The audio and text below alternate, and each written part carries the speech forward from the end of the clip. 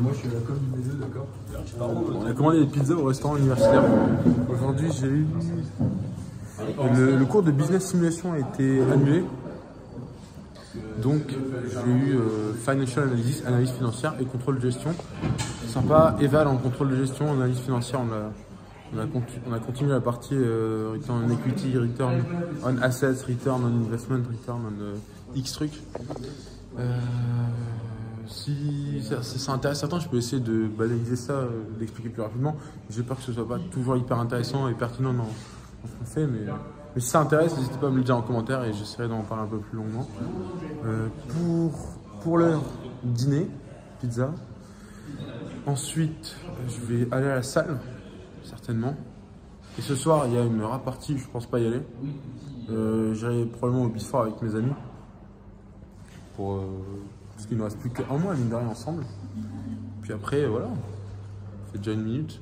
Ce sera très certainement la fin de cette soirée et du jour 20, qui plus est.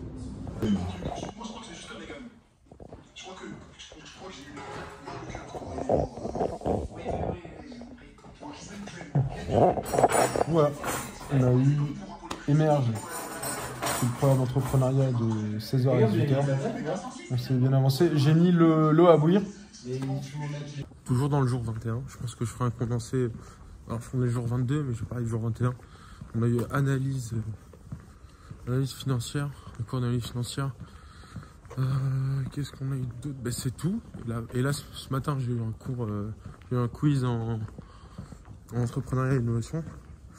Puis voilà, c'était hyper intéressant. J'ai tourné un podcast hier. J'ai pas pris de vidéo malheureusement du moment, mais c'était hyper intéressant avec un VC. Donc en 1h30, j'étais un noob, ce qu'on appelle un noob, c'est-à-dire un débutant sur le sujet. Et puis après 1h30 de discussion, c'était hyper intéressant et je pense que j'en sais déjà plus. J'ai appris énormément de choses très intéressantes. Et puis je vous invite à regarder cet épisode qui sortira dans 2 semaines ou un mois. Parce qu'il est vraiment intéressant pour le coup. Très très intéressant, très pertinent. Et puis le gars Hugo a un parcours de fou. Il a vécu au Brésil, à Hong Kong, au Canada. Et ouais, c'est un peu une personnalité inspirante. À l'âge qu'il a, il a même pas 30 ans.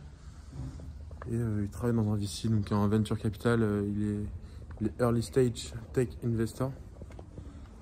Et il s'occupe d'investir dans des boîtes tech pour générer du profit à long terme. Et en fait, tu fais des paris à plusieurs milliers d'euros sur des startups qui fonctionneront ou non dans plusieurs années. Voilà pour ce jour.